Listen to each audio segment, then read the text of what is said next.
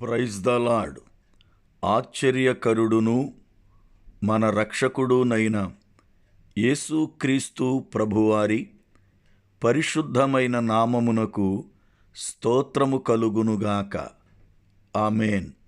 ప్రియులారా, ఈ దినము అక్టోబర్ 30 బుధవారపు ఉదయకాలము వేళ దేవుని వాక్యము వింటున్న మీ అందరికీ దేవుని సేవకునిగా మా యొక్క living prayer fellowship ministries international పరిచర్య పక్షముగా నా హృదయపూర్వకమైన శుభములు. దేవుని యొక్క వాత్సల్యము, ఆయన యొక్క సన్నిధి నిత్యము మీకు తోడయ్యుండి మిమ్ములను సంరక్షించునుగాక. ఆమేన్. దేవుని మహాకృపను బట్టి గత దినముతో 36వ కీర్తనను మనము పూర్తి చేసుకున్నాం. ఈ దినమున 37వ కీర్తనను ప్రార్థనాపూర్వకంగా ప్రారంభించుకుందాం. దీని యందు 40 వచనాలున్నాయి. ప్రతి ఒక్క వచనము నుండి పరిశుద్ధాత్మ దేవుడు మనలను బలపరచడానికి, సరిచేయడానికి, ఆత్మీయముగా ఎదగడానికై కావలసినటువంటి సందేశాలను అనుగ్రహించునుగాక. ఆమేన్. రండి, దేవుని వాక్యమును చదువుకుని వాక్యాన్ని విందాం. కీర్తన గ్రంథము 37వ కీర్తన మొదటి చరణం. చెడ్డవారిని చూచి నీవు వ్యసనపడకము, దుష్కార్యములు చేయువారిని చూచి మత్సరపడకము. ప్రార్థన. ఆశ్చర్యకరుడవైన మా పరమ తండ్రి, మీకు వందనాలు, స్తోత్రాలు చెల్లిస్తున్నాం. మీ మహాకృపను బట్టి కీర్తన వెంబడి కీర్తనను, వచనం వెంబడి వచనాన్ని ధ్యానించడానికి కృపనిస్తున్నారు. లేఖనాల ద్వారా మాతో మాట్లాడుతూ ఆత్మీయముగా ఎదగడానికి, వర్తమానములలో మేము బలపడ్డానికి మాకిస్తున్న కృప కొరకై వందనాలు.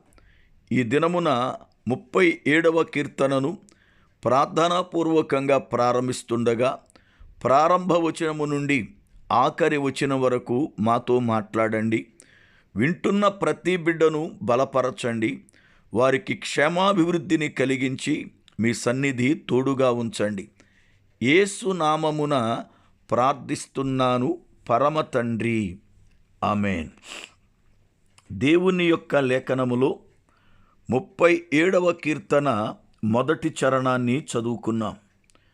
దావీదు భక్తుడు ఇక్కడ ఒక శ్రేష్టమైనటువంటి మాటను ప్రజలకు తెలియచేస్తున్నాడు. చెడ్డవారిని చూచి నీ వ్యసన పడవద్దు, దుష్కార్యములు చేయువారిని చూచి మత్సరపడవద్దు అంటాడు. మత్సరము అన్న, వ్యసనము అన్న ఒకటే అర్థం. అసూయ అంటే చెడ్డవారిని చూచి నీవు అసూయ పడవద్దు, దుష్కార్యములు చేసేవారిని చూచి అసూయ పడవద్దు.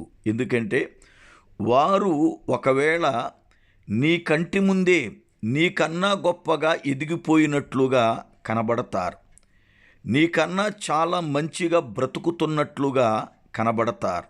అయితే వారు ఒక రోజున కనబడకోకుండా పోతారని లేఖనం బోధిస్తుంది. అందుకే అల్పమైనటువంటి విషయాలను బట్టి లేక ఎదుటవారి పరిస్థితులను బట్టి నీవు అసూయ పడకూడదు అని దావీదు భక్తుని ద్వారా దేవుడు మనతో మాట్లాడుతున్నాడు. 37వ కీర్తన నుండి మనము నేర్చుకునే పాఠమేమిటి అంటే 73వ కీర్తనలో ఆసాపు యొక్క పరిస్థితికి జవాబే 37వ కీర్తన. 37ను తిరగరాస్తే 73. 73వ కీర్తనలో ఆసాపు మత్సరపడుతూ ఉన్నాడు.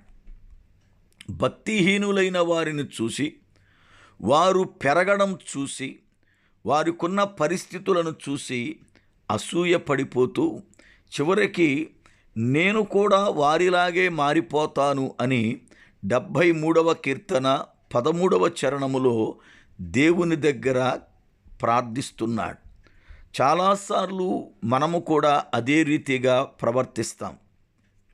నేను ఇంత ప్రార్థన పూర్వకంగా ఉంటున్నాను, నేను ఇంత యథార్థముగా ఉంటున్నాను, నేను ఇంత వాక్యానుసారముగా నడుస్తున్నాను, మందిరానికి వెళుతున్నాను, కానీ నేను దీవించబడలేదు, నాకు ఆశీర్వాదము లేదు, ఎప్పుడూ నాకున్న రుణబాధలే, కుటుంబ సమస్యలే, వ్యాధి బాధలే, కానీ నా ఎదుట ఉన్నవారు ఎప్పుడూ సరిగ్గా ఉండరు, వాళ్ళు ప్రార్థనకు సరిగ్గా రారు, వాక్యానుసారముగా ఉండరు, ప్రార్థన వాళ్ళ జీవితాల్లో అసలు ఉండదు, వాళ్ళ క్రియలన్నీ కూడా లోకస్తుల వలె ఉంటాయి, కానీ వారే పైకెళుతున్నారు, వారే ఎదుగుతున్నారు, వారే ఆశీర్వదించబడినట్లుగా కనబడుతున్నారు.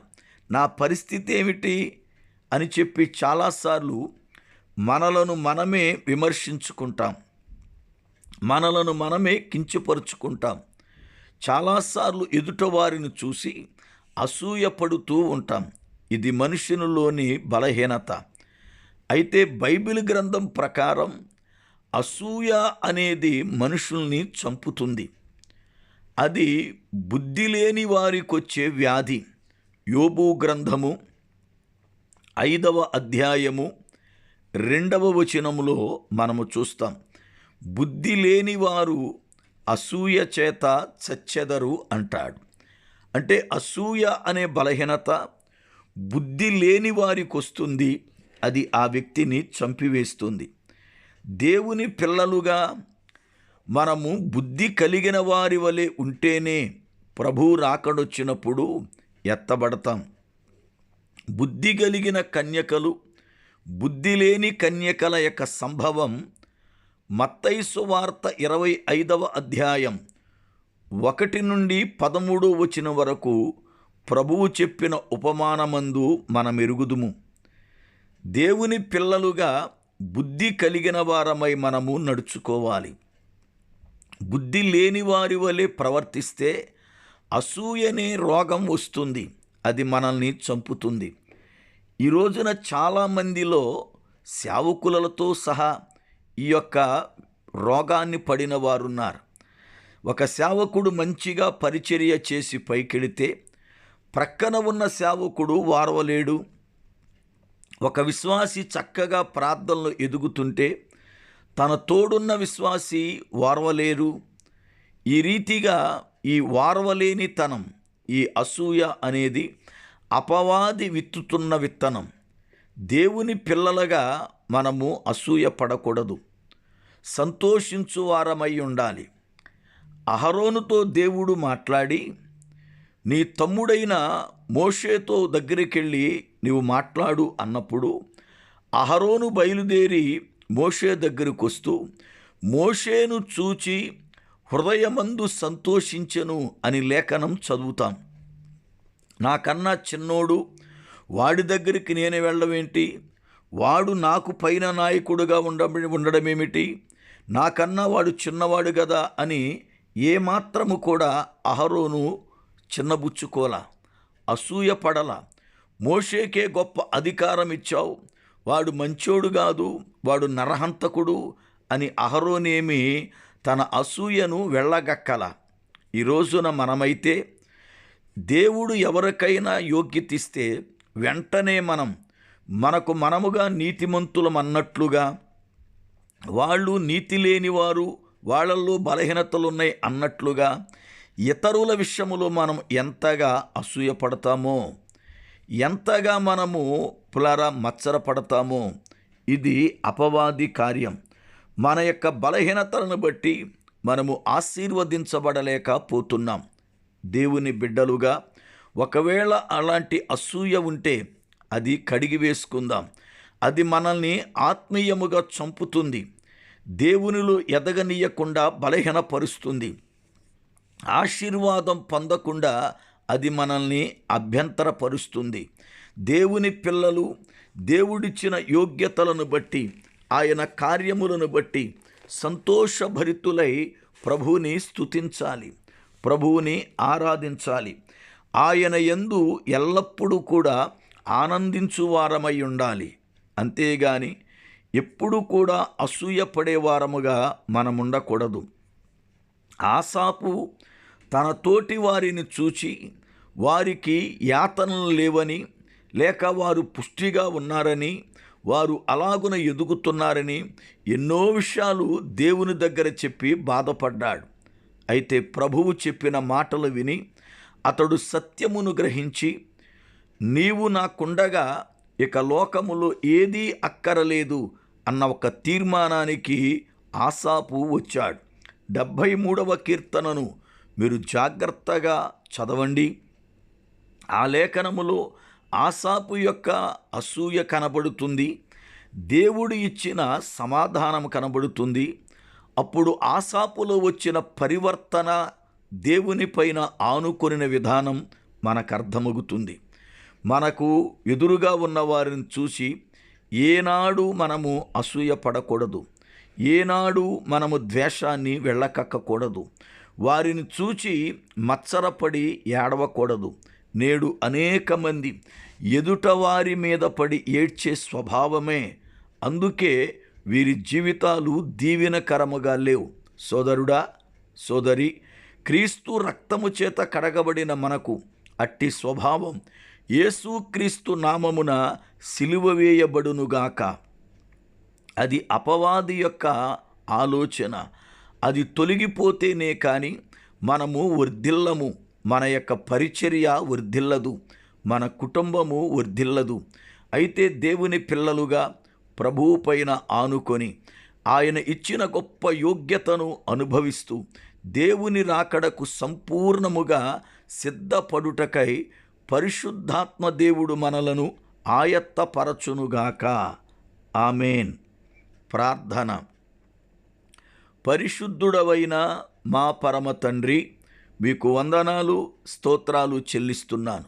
మీ మహాకృపను బట్టి మమ్ములను ప్రేమించి ఈ దినమున మీరు మాట్లాడుతున్న ప్రతి మాటను బట్టి స్తోత్రం. విన్న మమ్ములను బలపరచండి. వాక్యం విన్న వారి కుటుంబాలను దీవించండి. కుటుంబాలలో క్షేమాభివృద్ధిని కలిగించి మీ సన్నిధి తోడుగా ఉంచండి. యేసు నామమున ప్రార్థిస్తున్నాను పరమ తండ్రి. ఆమేన్. మన పరమ తండ్రి అయిన దేవుని యొక్క ప్రేమ, ఆయన కుమారుడును మన రక్షకుడునైన ప్రభువారి యొక్క కృప, పరిశుద్ధాత్మ దేవుని యొక్క అన్యోన్య సహవాసము, ఆయన సన్నిధి సదా మనకి తోడయ్యుండి నడిపించునుగాక. ఆమేన్.